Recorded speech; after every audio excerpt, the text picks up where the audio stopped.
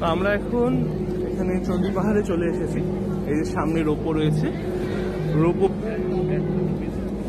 করে উঠবো। আর এই যে মা এখান থেকে একটু পুজো দেওয়ার জন্যে মা একটু প্রসাদ কিনে নিল, ভোগ কিনে নিল এখান থেকে।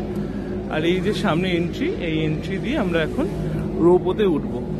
যদি অনেকটা দেরি হয়ে গেল, এখন বাজে প্রায় 10টা, তবু চলো ঠিক আছে, এখান থেকেই আমরা একই সাথে চণ্ডী পাহাড় এবং মনসা পাহাড় দুটোরই টিকিট করে নিয়েছি রোপোতে। তবে চলো আস্তে আস্তে এগিয়ে যাই আমরা। এই যে রোপোর দিকে যাওয়ার রাস্তা, এটা সব নেট দিয়ে ঘেরা রয়েছে। তো আমরা রোপো স্টেশনে চলে এসেছি, রোপওয়ে রয়েছে এবং খুবই ফাঁকা, বিশেষ একটা ভিড় নেই এখানে।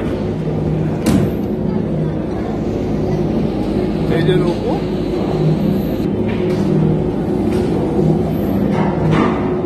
আমাদের রোপো চলে এসছে। ওঠে যাও।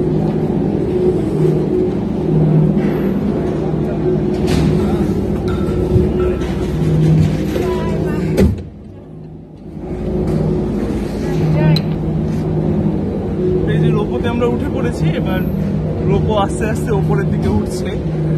এর আগেও মনসা পাহাড়ে যখন উঠেছিলাম তখন রোপোতে উঠেছিলাম, কিন্তু এখন একটু বেশ ভয় করছে। হ্যাঁ, তোমাদের রোপো দিয়ে যাওয়ার জায়গাটা দেখ। এই যে আমাদের রোপো উঠছে, ওই যে ওই উপরে আমরা যাচ্ছি এখন। নিচে এই যে দেখছো জাল দিয়ে বাঁধা রয়েছে সুন্দর করে। আর এই যে হচ্ছে নিচের লুকটা। আমাদের হোটেল থেকে দেখে যতটা কাছে মনে হচ্ছিল, এটা কিন্তু ঠিক ততটা কাছে নয়। প্রায় আমাদের হোটেল থেকে 3 কিলোমিটার রাস্তা আমাদেরকে আসতে হয়েছে, তবে কিন্তু আমরা এই আর কি রোপো স্টেশনটা অব্দি আসতে পেরেছি।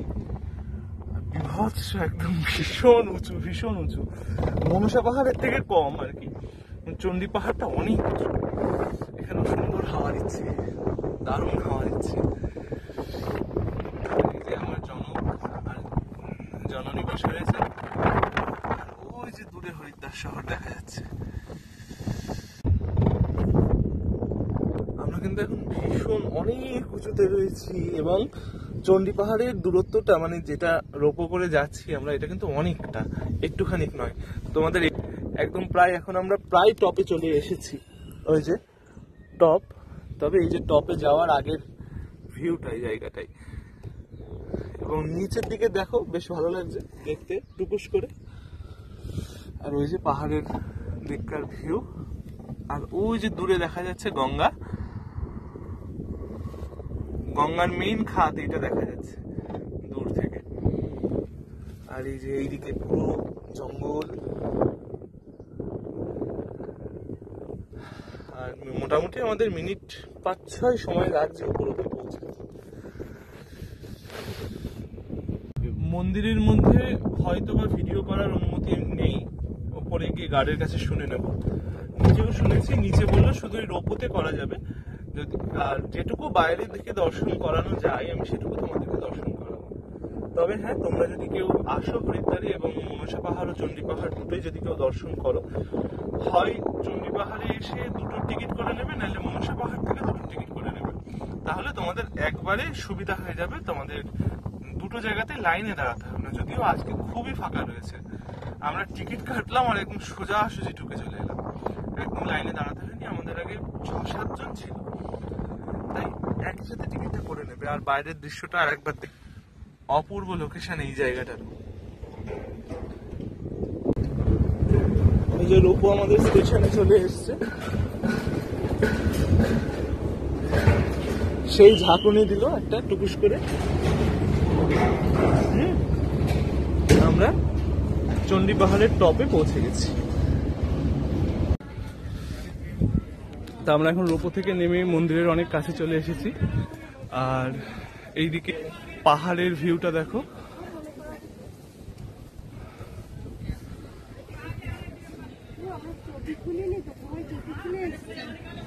চটি সামনে খোলার জায়গা আছে, খুনি চলো।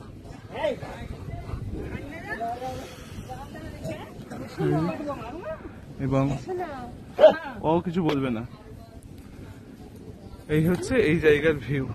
এলে কিন্তু বৃন্দাবনে যেমন বাঁদরের থেকে সাবধান থাকতে হয়, তেমনি এইখানেও খুব সাবধানতা বজায় রাখতে হয়। ওরম করতে নেই, চলো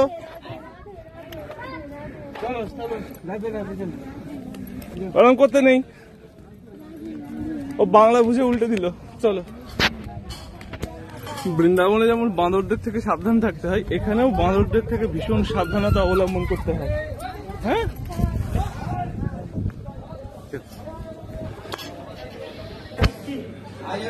এখানে পুজো দিতে এলে ভীষণ সাবধানতা অবলম্বন করবে। এই জায়গারও পরিবেশ আমাদের বাংলার কালীঘাটের মতন অবস্থা, এবং দক্ষিণেশ্বরের ফ্লাইওভারে যেমন অবস্থা ঠিক সেই রকম অবস্থা। কিন্তু এইখানে সবাই এদিক ধরে টানবে, ওদিক ধরে টানবে, সোজা মায়ের কাছে চলে যাবে।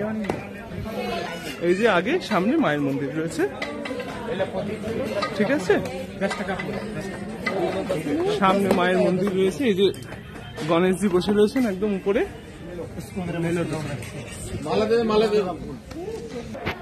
কারণ এখানে বাঁদরদের থেকেও সাবধান এবং দোকানদারদের থেকেও সাবধান। পুরো আমাদের বাংলার কালীঘাটের মতন অবস্থা কিন্তু এখানে।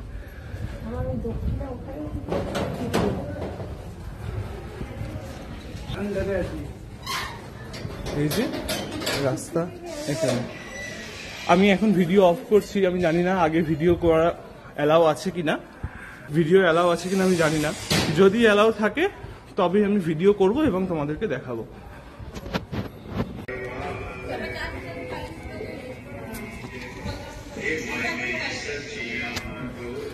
আমরা এই যে চণ্ডীদেবীর মন্দির থেকে এখন পুজো দিয়ে বেরিয়ে এলাম।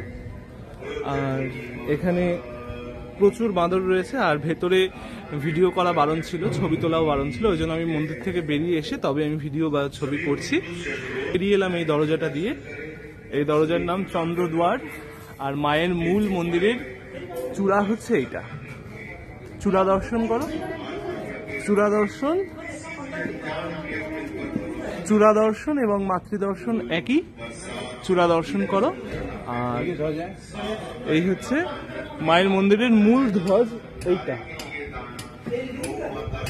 এইটা মূল ধ্বজ, এই যে সব থেকে বড় ধ্বজ। আর মায়ের চূড়ার ধ্বজ এটা। চূড়া দর্শন করো। চূড়া দর্শন মানেই মাতৃদর্শনের সমান হবে।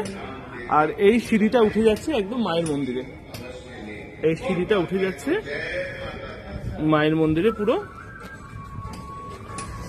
একবার এই দর্শন করতে করতে তোমরা অবশ্যই জয় মা চণ্ডী কমেন্ট করতে ভুলো না। কিন্তু যদিও আমি প্রত্যেকটা ভিডিওতেই বলি যে তোমরা কমেন্ট করো, তোমরা কমেন্ট করো, কিন্তু কেউ কমেন্ট করো না, এটা খুব খারাপ লাগে। দর্শন অনেকেই করো, ভিডিও অনেকেই দেখো, কিন্তু কমেন্ট কেউ করো না। যাই হোক, কমেন্ট তোমাদের যদি ভালো লাগে তো অবশ্যই করো। আর এই হচ্ছে সেই মূল জায়গা। এবার আস্তে আস্তে বেরিয়ে যাচ্ছি বাইরের দিকে।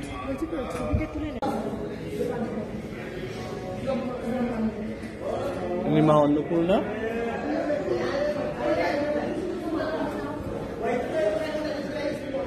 ইনি আমাদের মা ভদ্রকালী।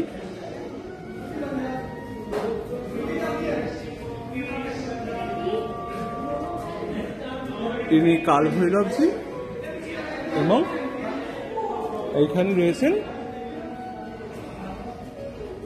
সংকট মোচন হনুমানজি। এই যে বাইরে বেরিয়ে যাওয়ার মুখে এইটার হচ্ছে রাস্তা। এই সাইডে অনেক রয়েছে এবং এই পাশেও অনেক বাজার টাজার রয়েছে আর কি কেনাকাটি করার জন্য। তবে এতটা ফাঁকায় ফাঁকায় যে দর্শন করতে পারবো সেটা আমার ভাবনার অতীত ছিল একদম। ঠিক আছে,